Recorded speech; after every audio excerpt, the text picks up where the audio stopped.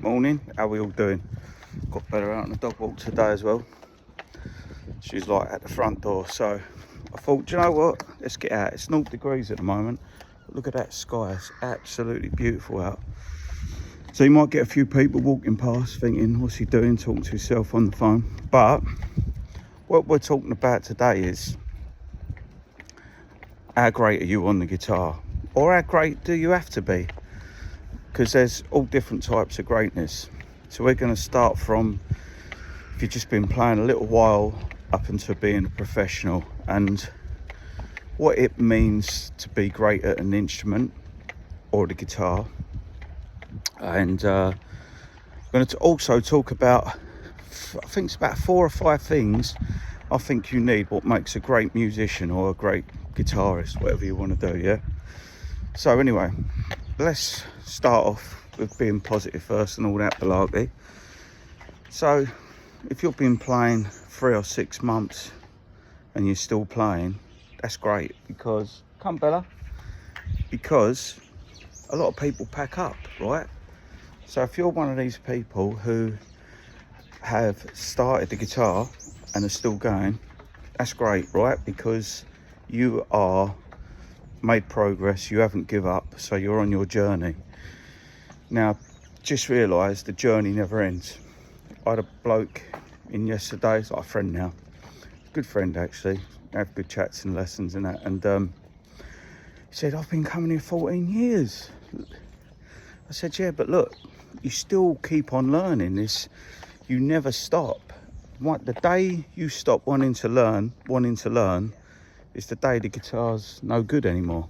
It's like the guitar's not exciting. So bear that in mind. If you're always looking forward to learning something new, then you'll be able to do it. I just got to pause this a minute.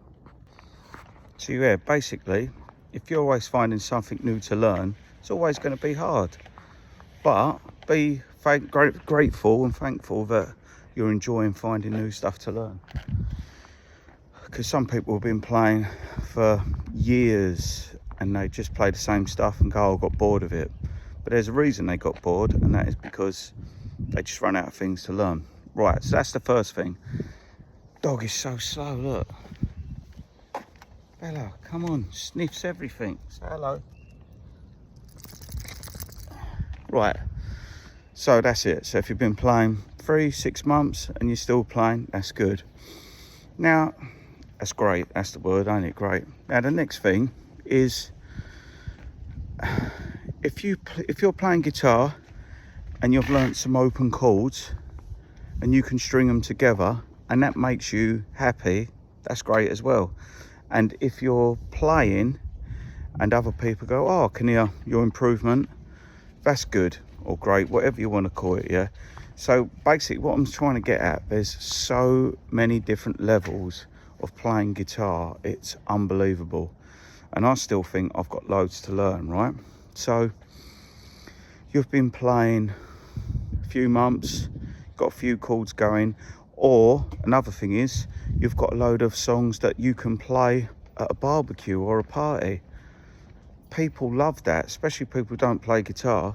I mean, people ask me to play at a party and ironically I think I don't know what to play. So really I should have a list of songs, which I've never bothered, where you can play them together. There's someone else coming, just going to pause it again. Otherwise dog wants to talk to another dog. Yeah, so if you've got a load of songs together, which other people can enjoy, and they don't have to be hard. That's the beauty of this thing. I say there's so many different levels. You can have a few chords and you can play some of the biggest hits in the world and people think that's amazing. So number one, you're doing something like, number one, you're doing something for yourself, and number two, other people are enjoying it, right? So that's another good thing. But now we're on to the things which go a bit further out on the guitar. So you've been playing a while, got your chords going, you can strum a bit, sound half decent, but now you're thinking, where do we go from here? How do I improve? This is where a lot of people hit a brick wall, and I help them with their playing to get over this. because this is the bit where you can get stale, because you've taken yourself as far as you can go, and you're listening to other guitarists and you're thinking, how comes they sound better than me? Now this is the next bit what we all crave for, that magic when you hear someone play something and it's like, what are they doing on the guitar? My fingers can't do that. My ears, I can't even work out what they're actually doing in my head. That is the bit you want to be finding all the time with a guitar, that surprise and the mystery. Because once the surprise and mystery goes, you're playing guitar, which is a good thing, if that makes sense. So when you're practicing, it's surprise and mystery, there's a struggle, everything. But when you can play, it becomes easy, and then it's like, well, what's next? So that's the secret of it. So these are the things what will make a great guitarist or a great musician. Number one is, for me, what should we call it? We call it time feel. Now this is something which is invisible, yeah. Now someone who's got great time feel, when they play the instrument, it's a bit like having food. Dog seen a cat. It's a bit like having food with great flavour. There's just something about it you can't explain. So if you think of all your favourite musicians, guitarists, to you, they've got that time feel, they've got that voodoo magic. Now, possessing that, some people literally are born with it, and they pick a guitar up for the first time, and naturally, or any instrument, they just kind of make it sound good. For a lot of us, and me included first of all, that wasn't the case. It was a case of, I don't even know what time feel is. When people was talking about it, I was like, what are you going on about? And that is the biggest problem, is understanding what you need to do. So time feel, if we look at it in the basic thing, it's about playing in time. How many of you have practiced with a metronome, played along with a drum machine or a drum track on YouTube? First of all, you want to be able to keep up with a song, yeah, and playing time. That is going to sort your timing out, yeah. So if you can play a song all the way through without a gap, or you're not pausing, then you're working on your timing. So think of it like a jigsaw puzzle. If you don't finish the jigsaw puzzle, it's not completed. So if you can't play a song from start to finish along with a track, that is a target for you to reach. Think of it like doing grades in music or something like that. God, Bella, come on, let's see the frost on the ground. So now, getting your timing going. I used to do lots of metronome work. This is going in like intense practice. But playing along with tracks, I give you that. There's so many great guitarists who have just done that. Now, feel. What is feel? Feel, F-E-E-L, not no geezer called Phil or Philip. Feel is another invisible thing, which, can it be taught? I think you can teach the secrets of it and the things what make it work. It's like secret ingredients, but then it's down to the player to develop their own feel and touch. Think of it like I don't know, someone who makes, let's just say, a simple pasta dish, a ragu, yeah? There could be a geezer who makes a ragu one way, another lady who makes a ragu another way, but they're all good, but they're all different. So it's about using the same ideas, techniques, but then being able to create a bit of magic with it, like a bit of fairy dust. If you look at, say for example, players like Stevie Ray Vaughan, B.B. King, Clapton, they've all got their own feel. There's obviously more players. John Mayer, plays a lot of, can't really say it's simple, because the skill is putting them notes in the right places, and that's what feel is.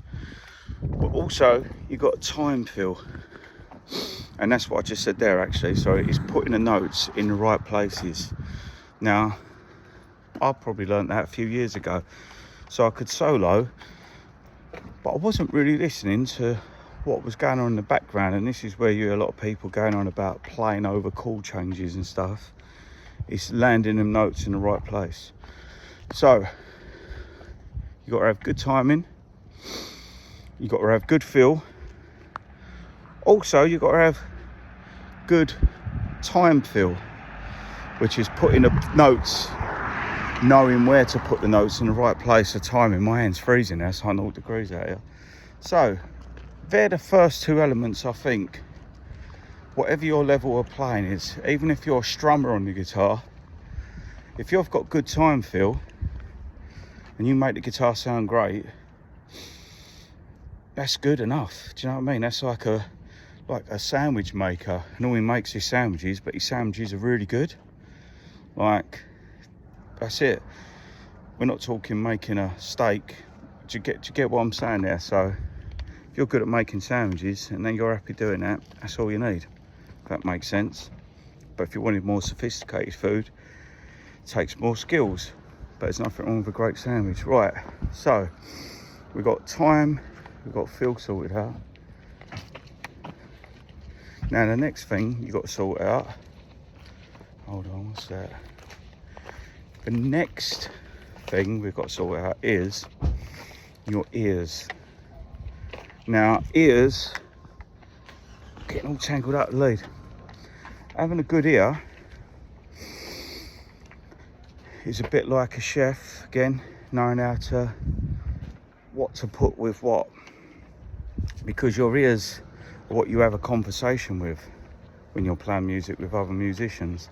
You've got to be listening to what the drummer's playing, the bass player. You don't want to butt in. You don't want to say something which is not part of the conversation, because that's in musicians' things. That's like, what are they doing? That ain't right, what they're playing. So knowing what to play is a very hard thing to develop, and that takes experience. So that is really a good thing to learn how to do. And you can start by doing this by, instead of getting a guitar tab, I help people with this as well, with ear training. Put on a song and see if you can work it out without a book, without a YouTube lesson. Sometimes in my lessons people come along, we just put a track on and I say, right, let's see if we can work out what the chords are, what the melody is. And once you can do that, you don't need theory for that, you just need a good ear. But like practicing the guitar with chords or whatever, you need to practice developing your ear. So it could be simple strumming songs first, and then you can get onto solos. Are they bending a note? Are they sliding up? Where's she gone? There she is. So things like that. So developing your ear, and it will be hard first of all, and it will be impossible, but gradually over time, the more you do it, you can hear stuff. And then when you can hear stuff in music, then you truly know where to put the right notes, and you can hear when something's off or if something sounds really good. And you don't need the theory for that. Oh, there's another dog here, she's got to say hello. Yeah, where was I? Just had to do a bit of dog talk there. So yeah, with your ear, develop it slowly, and if you need help with it, let us know, because that's the next important thing for me. So you've got your timing, your feel, which is making it sound good, and then your ear, so you're listening out, which is really important. Listening to what it sounds like. Does it feel good? You know, very important things. Now, the next one, and I'm gonna leave, this one might be a bit of a debate on this, or what order should you learn stuff in? Theory and technique. Now, the reason I've left these two here is because there's so much great music being created without theory and technique.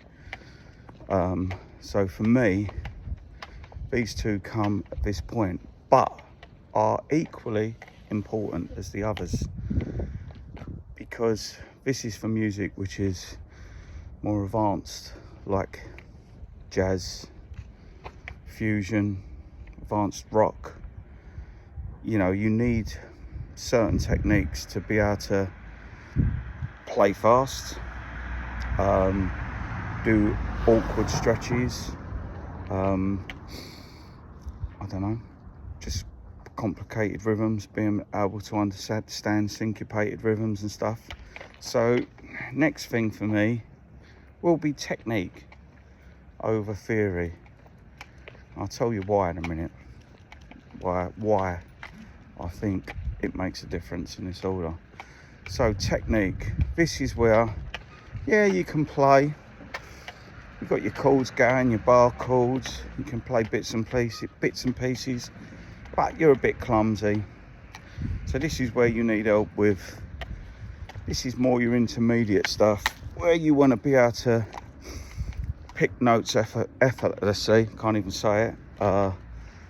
Do fast runs, go up and down pentatonic scales, which that is a bit of theory there. If you know what a pentatonic scale is, that is theory. You just want to develop your muscles in your hands so they can work faster, react quicker, giving you, it's a bit like having, I think I've said this before, like a paint set, and you've got a few colours, but you're adding more colours into what you've got, so then you've got a better palette for creating new stuff. So technique. Now the technique depends on what music you're into, because if you're just into indie rock, you don't need to do tapping, or you don't need to do sweep picking. So think about where you are in the music you listen to and what you want to get out of it. Now, I've always loved loads of different styles, so it's frustrating because I think I want to do that, I want to do this, I want to do that, but I love that, but I've still not finished finding what I want to learn on the guitar. So new techniques: finger picking, picking with a thumb pick, picking with a pick and your fingers, using a slide. Do you know, it goes on and on with the guitar, so you're never going to master it, right? It just goes on and on. So now you've got your time, you've got your feel. I forgot what number 3 was now. Can you remember? Oh, your ear. Now you're developing your technique, and then this for me goes in this order for me personally, because I could play all this stuff but I didn't know what I was playing, and I was like, well, I could read music. When I first started, I could read music and I knew what the notes were, but I didn't understand how everything was put together. So the last thing I've looked at really, even though it's a bit of a lie, because I can read music, studied music, but applying it to the instrument, applying it to this piece of wood with strings on, that is magical, mystical shit, right? That is where, if you can master that, then that opens up even more doorways. And I help students with that as well. Intense lessons they are, but they're fun. So I teach people from strumming guitar right up to playing in bands or studying pieces, or you know, whatever they're doing at grade 8s, or they want to learn virtual, I don't know, what's his name, Eric Johnson tracks, Cliffs of Dover, everything and in between. So, but yeah, theory opens up another load of doors, because you can be using your ear and then you think, oh, I can use this scale here, and then you're using your ear and you're using everything combined together. So all them 5 skills, basically, you want them working as one eventually, And that's when you see musicians that are great, they've got all them skills going effortlessly, and that takes years. I'm still learning to do it. So yeah, theory is just as important. Now the other thing as well, I was talking about, you get some guitarists, and this is I think what the problem is online with a lot of stuff, is you get a lot of guitarists, right? You get a lot of guitarists who what did I do? Got back home now. So you get a lot of guitarists who sometimes they learn theory first, and then they do technique, and they've not really listened to much music, and you can hear that in their playing, that they're coming from a technical theory approach. And I have guitarists round who have done all their grades, grade 8, but their playing sounds, it's like eating bland food. You hear them play, but there's no substance to it. So I try and get them to discover music, develop their ear. These are players who might have not used their ear, they've just played by parrot fashion. They've just it's like painting by numbers. They've been told what to do this and you get the results, but it's not coming from them, and they've got no feel. Even their timing can be off a lot of the time, because they haven't played with other people and not really feeling it. They're just, say, playing by numbers. So that's what I find with, say, a lot of the guitarists online. Some of them, not all of them, but normally the younger ones, they've advanced their skills so quick, they've missed out the bit like developing their ear and stuff like that. So that's just my thoughts on it. So let me know what you think down below. Hopefully you found that a bit useful. So 5 things what make a great player: timing, feel, good ear, good technique, and good at theory makes a great player. But you might only have one. As I said to you before, if you just play simple chords and they sound great, that's great. So there's all different levels of greatness, from beginner up to professional, whatever you want to call it. All right, see you later.